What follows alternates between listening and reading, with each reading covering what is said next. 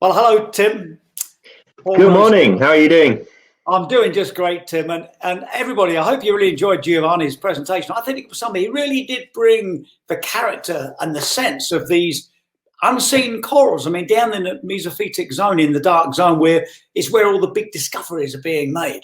It's not the easiest place to access. Giovanni does it, and he brings it to life. And please try and watch his film online, and you'll see the horror of the ghost fishing. You know, the old nets, ghost fishing nets where they've been abandoned. And as you well said, they're doing what they're meant to do. They're catching fish and they're dying. It's wrecking the corals. It's really something. And now we've got Tim. I'm so excited to hear your talk. Tim is a bioacoustics man, and he brings the sounds of life to life and generates, smart decision making, action, all global knowledge via bioacoustics. And it's a terrific project. Once again, Tim, I feel like I'm on a personal journey here. Once I've been diving with Giovanni, I'm going to come and find you.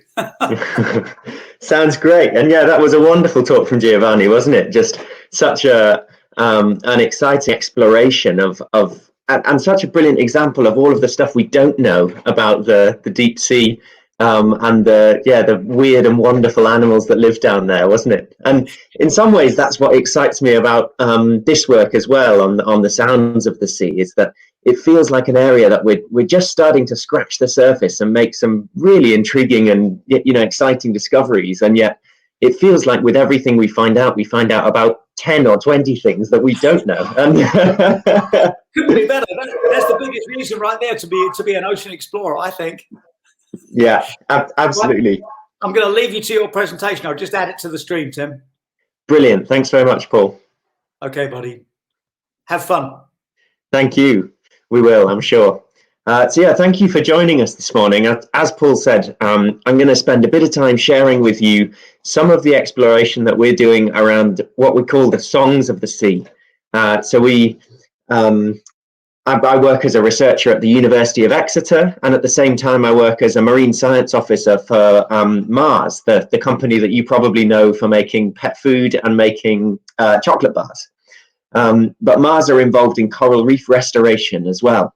They lead one of the biggest coral reef restoration projects in the world. And so as a researcher, I'm involved in trying to learn and understand more about these songs of the sea, the bioacoustics of coral reefs, and then to apply them and work out how we can apply that new knowledge in a way that helps us to understand and do coral reef restoration in a better, more effective way. Like all scientists, I work in teams. We don't really do science on our own anymore. Maybe people used to, way back when in history, but science is a team game these days. And so I'd just like to start by thanking and acknowledging this international team of wonderful scientists that we work with. There are too many to fit on one screen, to be honest, but here are just some of them. And these are all fantastic colleagues who are a real pleasure to work with them, and they've been instrumental in a lot of the discoveries that I'm going to share with you this morning. Here's a few more of them. I said there were too many to put on one screen, so I've got 2 screens worth of them. And of course, as well as individual people and lab groups, there are many organizations that we work closely with, and they're instrumental in a lot of the work we do as well. So it's a complete pleasure to work with these guys, and everything I present here is not a one-man show. I haven't done this on my own, but this is the work of many people and organizations coming together over many years. Collaboration really is the key. So I work on coral reefs, as I mentioned, and I think one of the least known things about coral reefs is how noisy they are, right? We're all used to seeing the colors and the shapes and the different sizes and the visual spectacle that is a coral reef, right? But to your ears, it's just as much of an astonishing spectacle as it is when you just look at it. So to start with, I'd like to just share a couple of highlights from my hydrophones, if you like. Hydrophones are the underwater microphones that we use to take these recordings, and I'd like to introduce you to some of the main players in the orchestra that is a coral reef. So first we have the backing track, if you like, and there's thousands and thousands of snapping shrimp, and they make this sound. So as you dive around on a reef, you'll always hear that background crackle, and that's thousands of these snapping shrimp that live inside corals or sponges or something, and you'll never see them, but you'll hear them snapping their claws, making that crackling sound the whole time. And then through that crackle, you hear the different fish noises coming in as you know, little cameos on top of the backing track. So this is a fish called a sergeant major. And this is a fish called an ambon damselfish. So you can hear really quite different sounds. People always ask me, you know, what does a fish sound like? And you kind of say, well, it's a bit like saying, what does a bird sound like? You know, there's so many different sounds that they make. This one's a different one again. It's called a Reef Croaker. So a really deep sort of drumming sound. It's actually making that noise using its swim bladder. It's got a concentric ring of muscle that it's pulsing around its swim bladder and literally playing it a bit like a drum.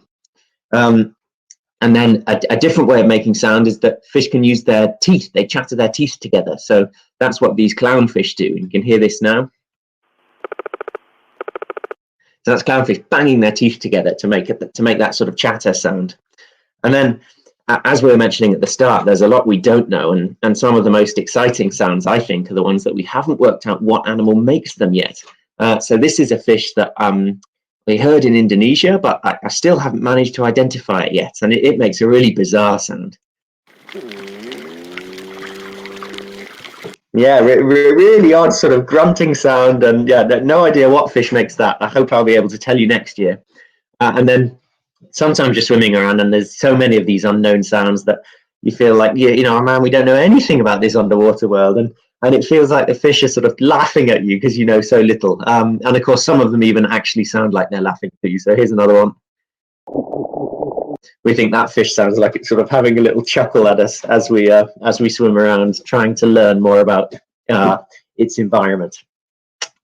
So coral reefs are very noisy places, and the one of the many reasons that we're quite interested in that as a concept is because we think the sound of a reef is actually really important in the way that it functions, in the way that it works, and that's because coral reef fish are really good at what we call homing by hearing. So to introduce you to a little bit of the life cycle of a coral reef fish, that fish lay eggs, and if you're a reef fish, right, you start life as an egg on the reef. And then almost immediately, as soon as you hatch into a tiny little baby fish, that's in the bottom left here of the screen, you get blown out into the open sea. And that's not by accident. That's actually a good thing, because there's loads of predators on a coral reef that would eat baby fish. So it's actually safer to go out and grow up and develop the first few weeks of your life way out in the blue. So you can see that on this picture. This is a reef in Australia that I work on. And here's the coral reef where all the adult fish are. But actually, all the little baby fish will be growing up way out here in the deep water. And then at the point where they've grown up enough, they get to this stage in their life when they have to then get back to a coral reef. You know, they decide, you know, they're big and strong now, they're adults, they're ready to take on the world. And they come back as, not as adults, as juveniles, I should say. They come back to a reef and they're sort of, you know, for a while, scientists were scratching their heads thinking, how do they do this? It's a really long way for a really small fish. And, you know, there's no signposts or obvious ways that they can navigate. And of course, there's lots of cues available to them, but it turns out sound is one of the really important ones. So fish can smell a reef if they're down current and the current's bringing the smell of the reef in the right direction. And they can see a reef if they're very close. But if they're the wrong side of the current and they're far away, one of the best sensory cues they have available to them is sound. And they'll hear that soundscape of the reef, all those shrimp and fish noises from a long distance. And they'll be able to know, oh, there's a reef over there, and they'll cue into it and they'll swim towards it. So the reef is full of noise, and that noise is really important as a sort of homing beacon for these baby fish. But of course, as we know, coral reefs today are degrading. You probably heard a lot about that. They're degrading very quickly. This is the reef that I worked on in Australia. It's the one I showed you up in that picture on the last slide. And it's degraded really quite severely in the last decade. So back in 2012, it was a relatively healthy reef. But then it went through this catastrophic period of decline where It got hit by 2 very major cyclones and then a mass bleaching event. And 4 years later, it was really quite degraded in the extreme. So I did an experiment on this reef. I went and I took recordings. And I work in a research group, as I mentioned, that had some recordings from this reef back when it was healthy in 2012. And I went and took those recordings again 4 years later after this degradation in 2016, because I wanted to understand, does the reef sound different? And if it does that have an impact on these fish that are trying to hear their way home?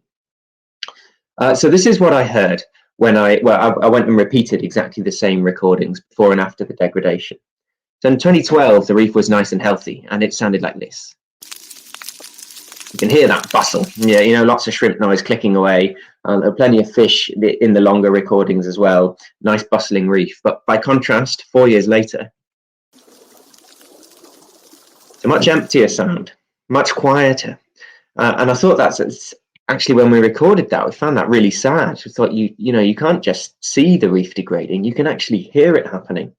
And of course, that's because all of the animals that live on the reef, that make it their home, have either left or have died. And so they're not making that noise anymore. And with no contributors to the orchestra, you're left with a symphony that's being silenced.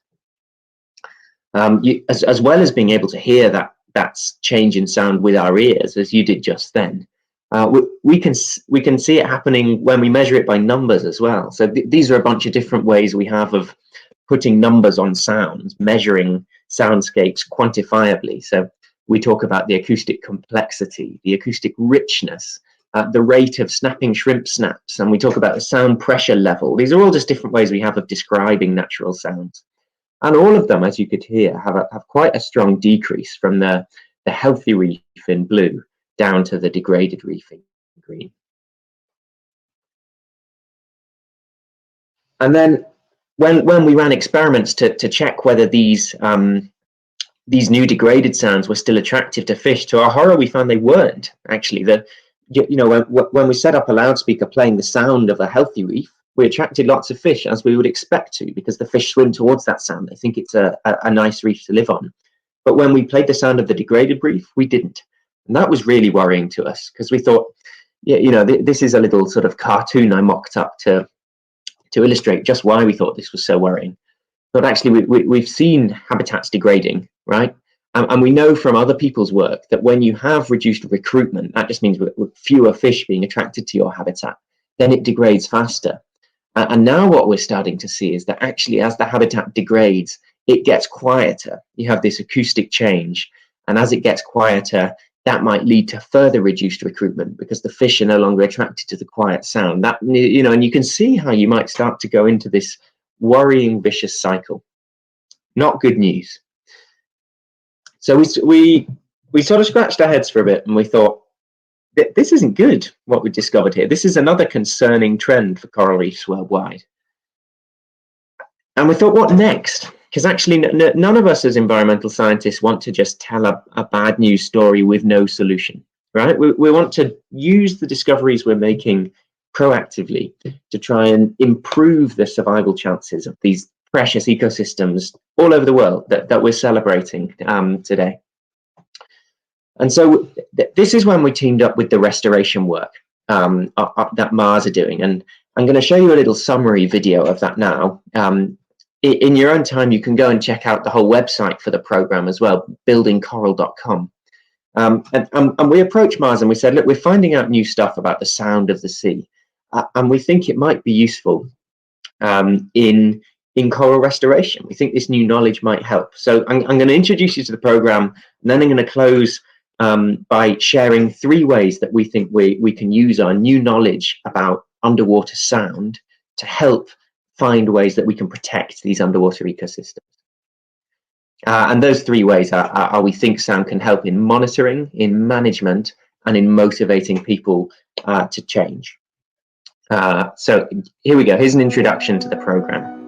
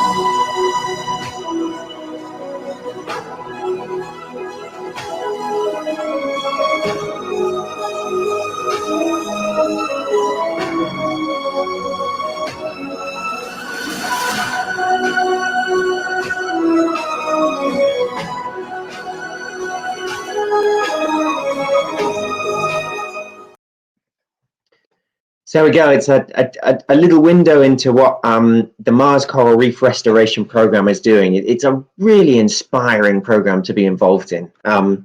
Working in central Indonesia, using those steel structures you saw called reef stars. This method is able to kickstart and accelerate the regrowth of coral reefs in areas where we weren't seeing any recovery before. And there's now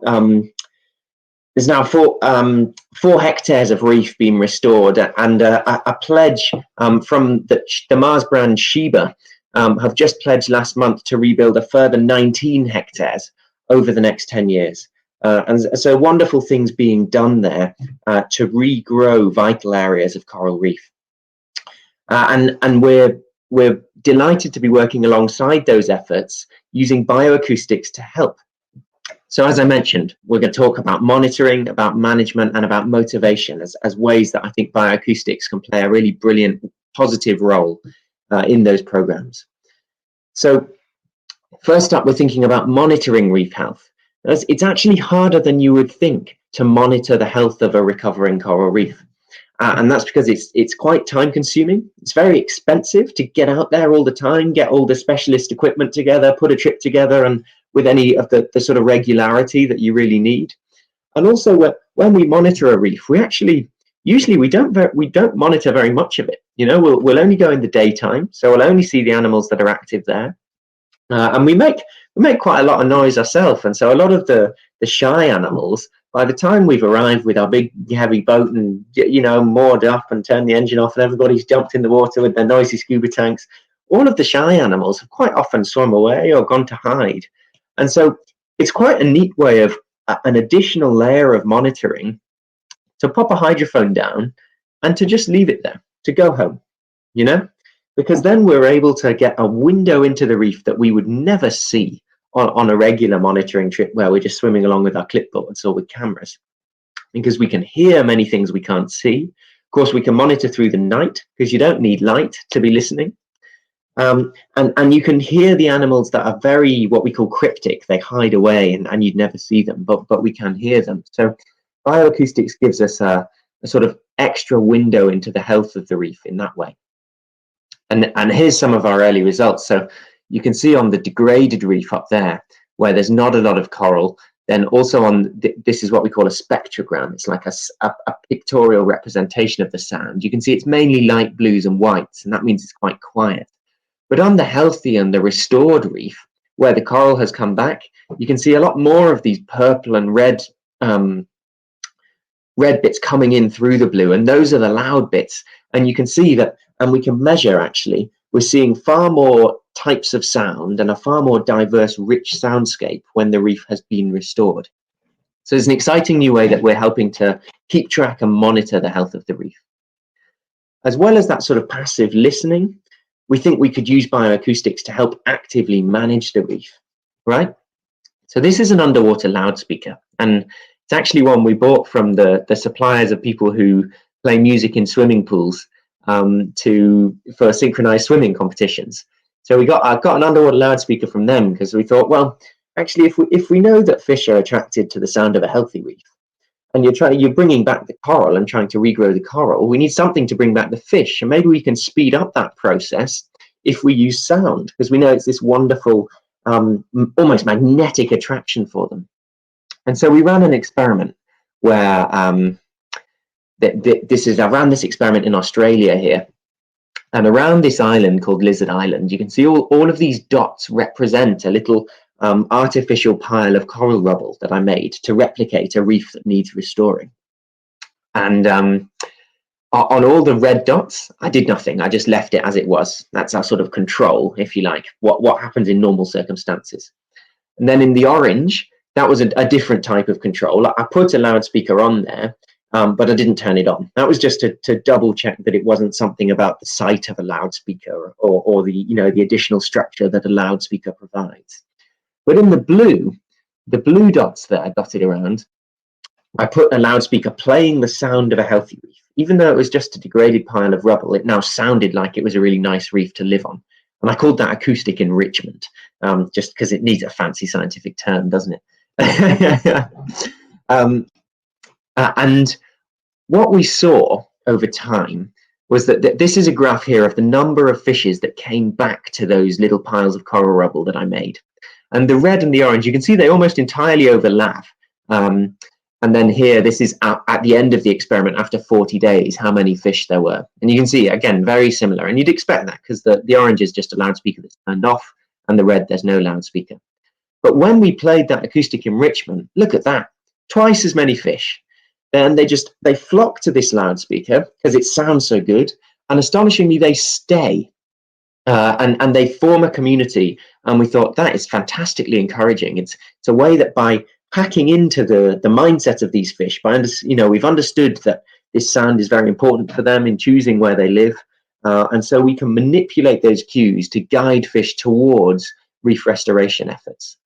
And you can see that not only were there more fish, that's this graph, but actually the species richness and the diversity of those fish was also higher. So a really encouraging way of rebuilding a holistic community.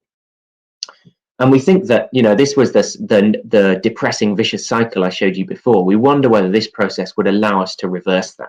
That actually, if you can get a positive change in the acoustic enrichment, that might increase your recruitment, which might lead to ecosystem recovery. And eventually, when you get the whole ecosystem recovered, of course, it starts to make its own noise again. And that's the beauty of it. You can take your loudspeaker away. So we think there, and that's just the research paper and some of the press coverage when we released that last year, 2 years ago now. And then finally, I think bioacoustics has a real role in motivating people to care about coral reefs, to engage with these ideas around protecting and restoring reefs and environmental sustainability in general. So I think as well as the fish being really hooked in on sound, I think people are quite hooked in and quite emotively moved by the sounds of nature. So of course, we have all these references in pop culture, don't we? The hills are alive with the sound of music. Can you paint with the colours of wind, sing with the voices of the mountains, says Pocahontas. And then Jacques Cousteau, he famously got it wrong, of course. He called the underwater world the silent world, which couldn't be further from the truth. But it's still using that idea of sound or the lack thereof to make a really powerful emotional connection with nature. And so we've been exploring that as well. So when I go and I share my work with school children on the radio, at science festivals, even with politicians and economists, with a wide range of audiences, I find that when I use bioacoustics, when I play people the sounds of nature, it has this astonishing power to connect with them, to make a real emotive connection. And often that leads to behavioral change on a big scale as well. So these are a few reactions from people who I've played coral reef sounds to, and you can see right from an 8.5-year-old who says, those fish sounds are so cool, I want to be a marine biologist. In all these quotes, the green is the action, right? A vicar said they were fascinating and it's a life-changing impact for her. A professor of chemistry said he looks at the world differently because he's heard these sounds. Somebody on Twitter found the sounds amazing and immediately asked what charity she could donate to. And then the ex-president of Iceland, when I played him the sounds, he said they were astonishing and they inspired him that he wanted to protect his marine life. So I think, in summary there, but by understanding more about the sounds of our ocean, I think we can get better ways of monitoring, we can get better ways of managing our ecosystems, and I think we can motivate people worldwide to become more inspired, more connected, and more driven to protect the nature that we're all celebrating today. So that's my work in a nutshell. It's been a real pleasure to share it with you. So thank you very much for tuning in. And if there are any questions, I'd be delighted to answer them either now, or you can find me online. You can find me on Twitter, and you can ask them there. So thanks again. Been a real pleasure. Well, Tim, that was fantastic.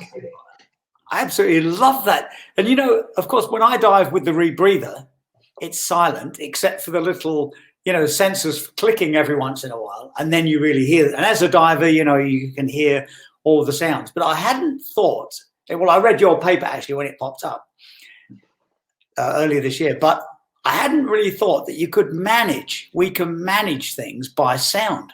It's obviously a great motivator. It's a brilliant communicator. As you say, the corals are alive with the sound of fish. And there's just something about the way that you can bring this all to life and describe how you can actually manage this. And I wrote down here, look, will you please join us at Pristine Seas? I think we need you. I would love to. One suitable expedition that will help prepare the target. And this is a formal invitation for you to join us. How's that? Oh, I would absolutely love to, Paul.